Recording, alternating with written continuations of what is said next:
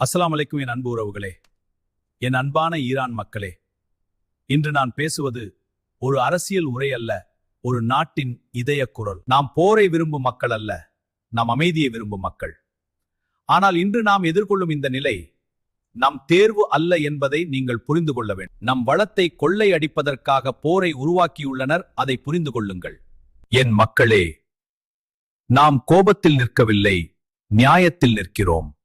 நாம் வெறுப்பில் இல்லை, மரியாதையை காக்க நிற்கிறோம். நாம் யாரையும் காயப்படுத்த விரும்பவில்லை. ஒரு மனிதனின் உயிர் எங்களுக்கு மிகவும் மதிப்பானது.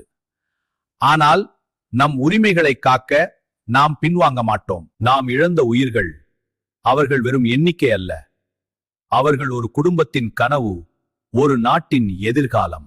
அவர்களின் இழப்பு நம் இதயத்தில் என்றும் இருக்கும். நாம் இழந்த தலைவரும் ஒரு மனிதர் மட்டுமல்ல, இந்த நாட்டின் பெருமை. அவரின் இழப்பை நான் ஒரு தனிப்பட்ட துயரமாக பார்க்கவில்லை,